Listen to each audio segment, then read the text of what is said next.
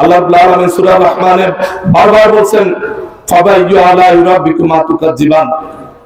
প্রত্যেকটি নিয়ামতকে স্বীকার করায় আল্লাহ রাব্বুল আলামিন আমাকে আপনাকে বলে দিচ্ছে কেন তোমরা আমার নিয়ামতকে অস্বীকার করো।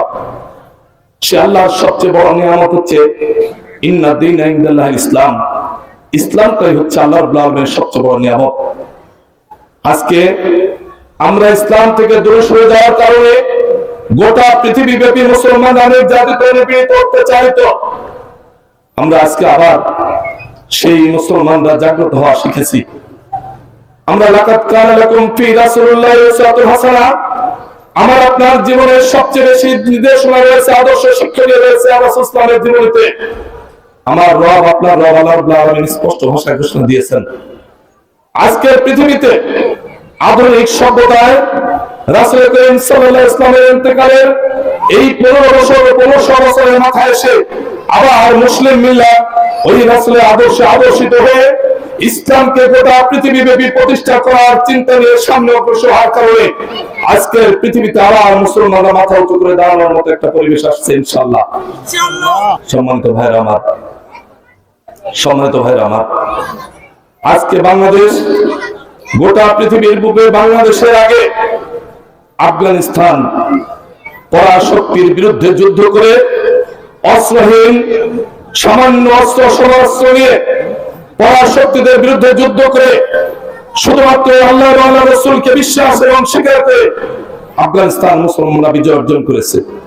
তার এই ধারাবাহিকতায় আমাদের পার্শ্ববর্তী পরাশক্তির বিরুদ্ধে পরাশক্তির নিয়ন্ত্রিত বাংলাদেশের 17 বছরের স্বাধীনতার পক্ষের শক্তি স্লোগান দিয়ে ক্ষমতা আসা সেই শক্তির বিরুদ্ধে বৈষম্য বিরোধী আন্দোলনের ব্যানারে বাংলার দামাম ছেলেরা যুবক ছাত্র জনতার আন্দোলনের রাজপথে আমরা নেমেছিলাম।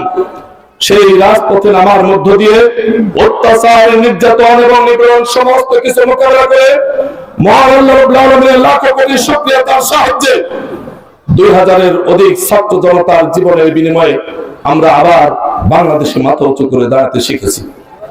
আমরা শিখেছি স্পষ্ট ভাষায় আমাদের পার্শ্ববর্তী পরাশক্তির যে করার দৃষ্টি আমাদের বাংলাদেশের উপরে থাবা, সেই থাবাকে চিরতরে বাংলাদেশ থেকে বিদায় করার যোগ্যতা আল্লাহ রাব্বুল আলামিন আমাদেরকে এখান থেকে শিখিয়ে দিয়েছে।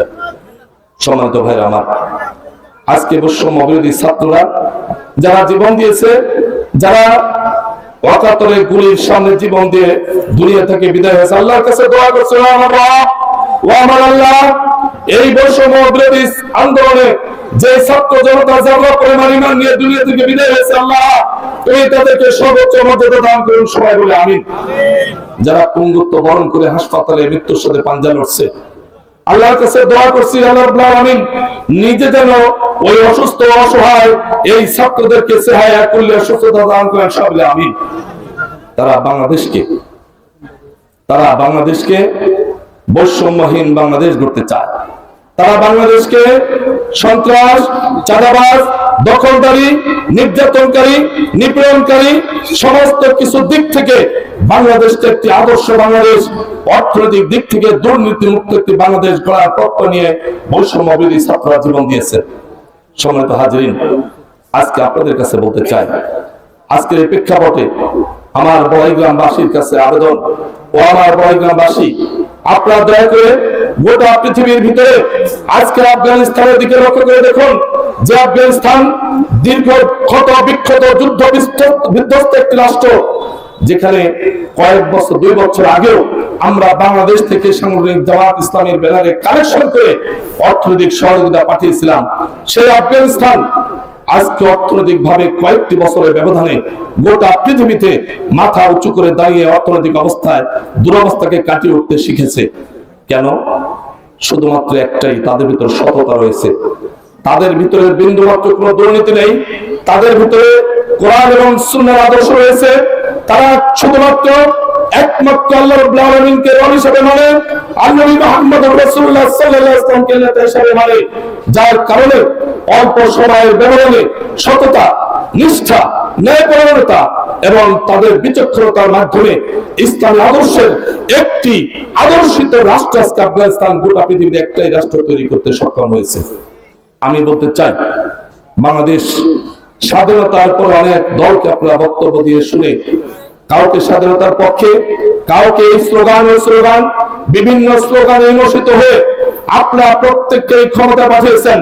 আমরা আপনাদেরকে পায়ে হাত থেকে আবেদন করছি, ও গ্রামবাসী, ও আমার পর্দাশীল মা বোনেরা, আপনারা যারা বাংলাদেশকে একটি দুর্নীতি মুক্ত, সন্ত্রাস মুক্ত, চাঁদাবাজ মুক্ত বাংলাদেশ করতে চান, সেই বাংলাদেশ গড়তে হলে ইসলামী আদর্শ, কোরআন সুন্নাহর আদর্শের ব্যক্তিত্ব ব্যতীত, নেতৃত্ব ব্যতীত বাংলাদেশের কখনো এই দুর্নীতি মুক্ত বাংলাদেশ গড়ার স্বপ্ন দেখা সম্ভব হবে না। এই জন্য আপনাদের কাছে পায়ে হাত রেখে অনুরোধ করি, আসুন স্বাধীনতার পরে দুজন মন্ত্রী দৃষ্টান্ত, মারামতিউর রহমান নিজামী, আলী হাসান মোহাম্মদ মুজাহিদ, যুদ্ধের অপরাধীর ইস্যু দিয়ে তাদেরকে ফাঁসিতে ঝুলালো। মন্ত্রিত্ব চলাকালীন সময়ে 3টি মন্ত্রণালয়ের দায়িত্ব তারা পালন করেছেন, 1 পয়সা দুর্নীতি তাদের মন্ত্রণালয় পাওয়া যায় নাই।